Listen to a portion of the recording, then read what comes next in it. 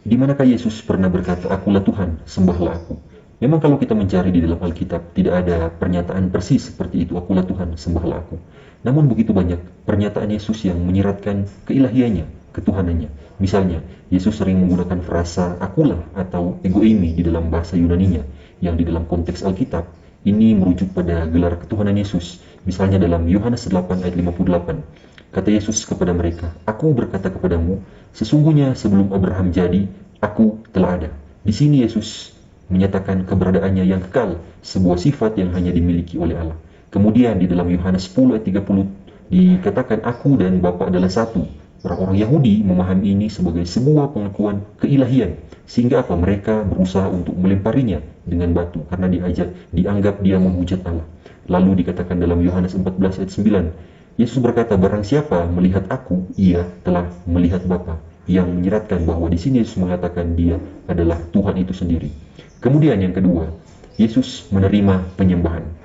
Kalau kita melihat di dalam beberapa peristiwa, Yesus menerima penyembahan dari orang-orang. Padahal di dalam ajaran Yahudi pada saat itu, hanya Allah yang boleh disembah. Seperti yang tertulis di dalam Ulangan 6 ayat 13. Kemudian, kalau kita melihat di dalam Matius 14 ayat 33, setelah Yesus berjalan di atas air, murid-muridnya menyembah dia dan berkata, "Sesungguhnya engkau anak Allah". Kemudian dalam Matius 28 ayat 9, setelah kebangkitannya, dikatakan para perempuan mendekatinya, memeluk kakinya, dan menyembah dia. Bahkan di dalam Yohanes 20 ayat 28, dikatakan Thomas berseru, "Ya Tuhanku dan Allahku". Dan Yesus tidak menolak penyembahan ini. Malah dia memberkati Thomas atas pengakuannya itu.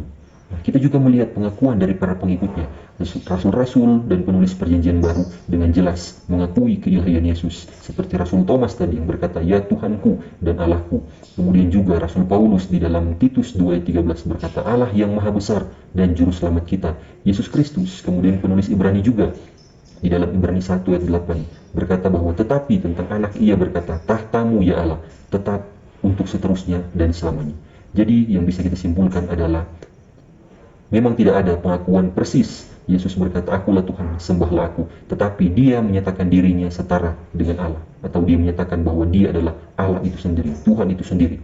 Bahkan dia menerima penyembahan yang seharusnya hanya ditujukan kepada Allah. Dia juga diakui sebagai Allah, sebagai Tuhan oleh para murid dan juga para penulis perjanjian baru.